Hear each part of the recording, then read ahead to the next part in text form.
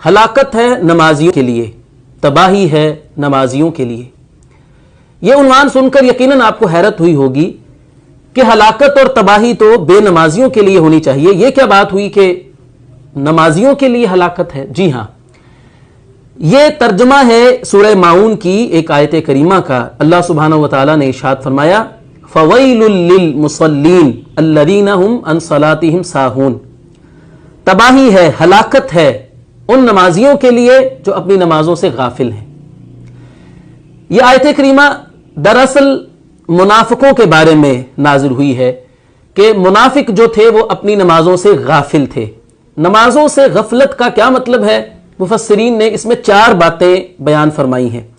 پہلی بات تو یہ ہے کہ منافق جب نماز پڑھتے تھے تو ان کا مقصد ریاکاری اور دکھلاوا ہوتا تھا، جیسا کہ اللہ تعالیٰ نے اگلی آیت میں ارشاد فرمایا کہ الذین ہم یراؤون، وہ نماز صرف اس لیے پڑھتے تھے کہ لوگوں کو دکھائیں کہ ہم مسلمان ہیں، کیونکہ انہیں اپنے آپ کو مسلمان ثابت کرنے کے لیے مسجد میں جا کر نماز پڑھنا پڑتی تھی۔ اگر وہ نماز نہ پڑھتے تو لوگ ان کو مسلمان ہی تسلیم نہ کرتے، تو صرف لوگوں کو دکھانے کے لیے وہ نماز پڑھا کرتے تھے، اور جب لوگوں سے ادھر ادھر ہو جاتے اور پھر نماز چھوڑ دیتے۔ نمازوں سے غافل ہونے کا دوسرا مطلب یہ ہے کہ وہ نماز کو اس کے وقت سے لیٹ کر کے پڑھتے تھے، جبکہ نماز تو اللہ تعالیٰ نے ایمان والوں پر وقت مقرر پر ادا کرنا فرض کی ہے، ان الصلاۃ کانت علی المؤمنین کتابا موقوتا، لیکن منافق کیا کرتے تھے کہ نماز کو لیٹ کر کے پڑھتے تھے۔ منافقوں کی نماز کی ایک تصویر کشی صحیح مسلم کی ایک حدیث میں اللہ کے رسول صلی اللہ علیہ وسلم نے کی ہے۔ فرمایا کہ منافق جو ہوتا ہے وہ عصر کی نماز کے لیے انتظار کرتا رہتا ہے، پڑھتا نہیں ہے وقت پر نماز، اور جب سورج غروب ہونے لگتا ہے تو اس سے پہلے جلدی سے پھر عصر کی نماز پڑھتا ہے۔ تو یہ نماز کو اس کے وقت سے لیٹ کر کے پڑھنا، یہ بھی نمازوں سے غافل ہونا ہے۔ نماز سے غافل ہونے کا تیسرا مطلب یہ ہے کہ ایک شخص نماز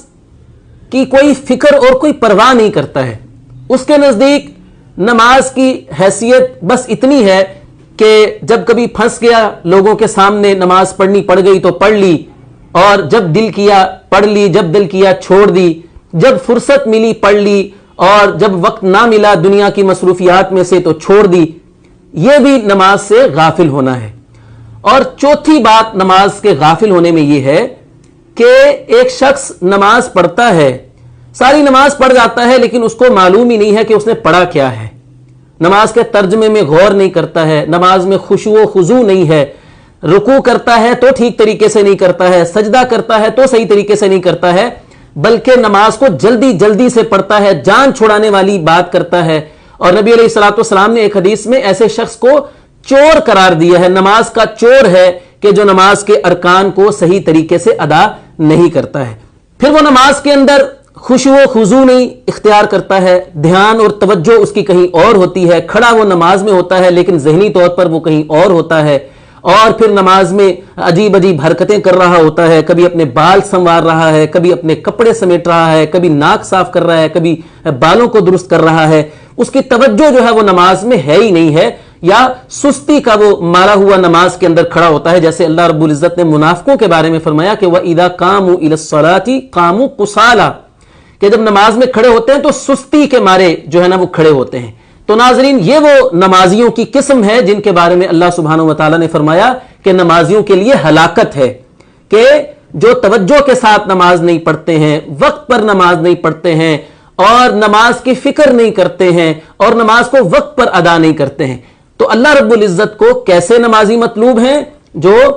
نماز کو پابندی کے ساتھ ادا کرتے ہیں، نماز کو وقت پر ادا کرتے ہیں، با جماعت ادا کرتے ہیں، خشوع و خضوع کے ساتھ ادا کرتے ہیں، نماز کے سارے ارکان بڑے اطمینان کے ساتھ ادا کرتے ہیں، سنت کے مطابق نماز ادا کرتے ہیں۔ تو ہمیں نمازی بننا ہے، پکے نمازی بننا ہے جو اللہ رب العزت کو مطلوب ہیں، نہ کہ ایسے نمازی بننا ہے کہ جن کے لیے